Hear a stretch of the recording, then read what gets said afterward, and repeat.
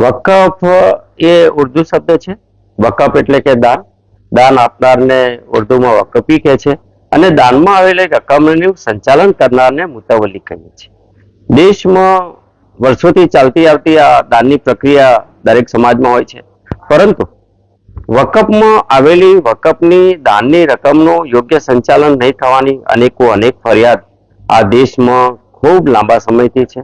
આપણે જાણીએ છીએ કે દેશમાં કોંગ્રેસના મુસ્લિમ તુષ્ટિકરણની રાજનીતિના કારણે વકફ બોર્ડમાં જે પ્રકારે ગેરરીતિ ચાલે છે, કેટલાક મુઠ્ઠીપર લોકો વકફના આ નાણાંનું સંચાલન કરે છે, શોષણ કરે છે, ત્યારે ગરીબ મુસ્લિમોના જીવનમાં પરિવર્તન આવે, સાચા અર્થમાં વકફમાં દાનમાં આવેલી રકમમાંથી સામાજિક સંસ્થાઓ, સેવાની સંસ્થાઓ, આરોગ્યની સંસ્થાઓ, શૈક્ષણિક સંસ્થાઓ, આવી સંસ્થાઓનું નિર્માણ થાય અને મુસ્લિમ સમાજના જીવનમાં પરિવર્તન આવે, આ માટેના કાયદાઓ બનાવવાનું કામ દેશના યશસ્વી વડાપ્રધાન આદરણીય નરેન્દ્રભાઈ મોદી સાહેબના નેતૃત્વમાં ચાલતી એનડીએની સરકારે કર્યું છે।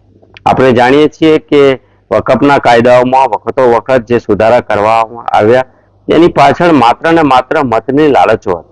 2013માં જે છેલ્લો સુધારો કરવામાં આવ્યો અને એ સુધારો ગેરબંધારણીય સુધારો હતો, છતાં પણ તત્કાલીન સમયના કોંગ્રેસના આ નિર્ણયના કારણે એક સમયમાં સ્વતંત્રતા પહેલા વકફની મિલકતો આમ પણ વકફ પાસે દેશમાં ત્રીજા નંબરની સંપત્તિ છે। સૌથી પહેલાની સંપત્તિ ડિફેન્સ પાસે છે, બીજા ક્રમે રેલવે પાસે છે જે દેશની સંપત્તિ છે, અને ત્રીજા ક્રમે વકફ પાસે છે।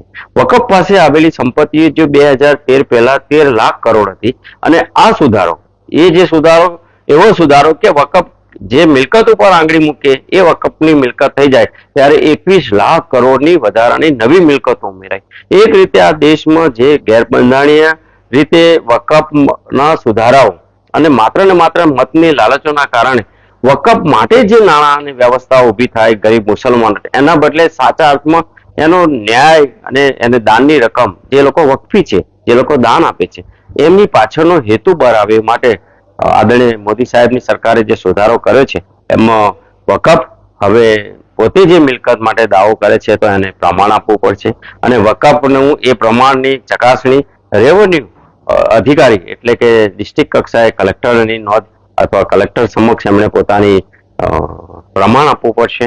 એક રીતે કહીએ તો ટ્રાન્સપરન્સી આવશે। હાલ જે ચાલી રહ્યું છે વકફના નામે આપ જોઈ શક્યા છો કે દેશમાં જેમ CAA કાયદા વખતે દેશને સળગાવવાનું કામ કર્યું, શાહીનબાગ જેવી સ્થળે દિલ્હીમાં વર્ષો સુધી આંદોલન કર્યું, રસ્તાઓ બંધ કર્યા, એ જ રીતે કેટલાક મુઠ્ઠીબળ લોકો દેશને અસ્થિર કરવાનું કામ કરી રહ્યા છે, દેશને સળગાવવાનું કામ કરી રહ્યા છે। ત્યારે દેશ હવે ખૂબ આગળ વધી ગયો છે, મુસ્લિમ સમાજ પણ આગળ વધી ગયો છે, મુસ્લિમ સમાજના પણ 10,000થી વધારે કેસો તો વકફ સામે છે।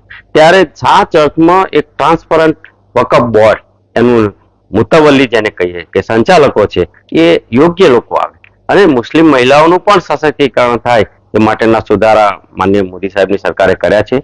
દેશની જનતા સાચું ખોટું સમજે છે અને વકફના આ સુધારાથી મુસ્લિમ સમાજનો, ખાસ કરીને પસમંદા જેવા દલિત પછાત વર્ગના મુસ્લિમોનું પણ કલ્યાણ થશે એવો મારો ભરોસો છે।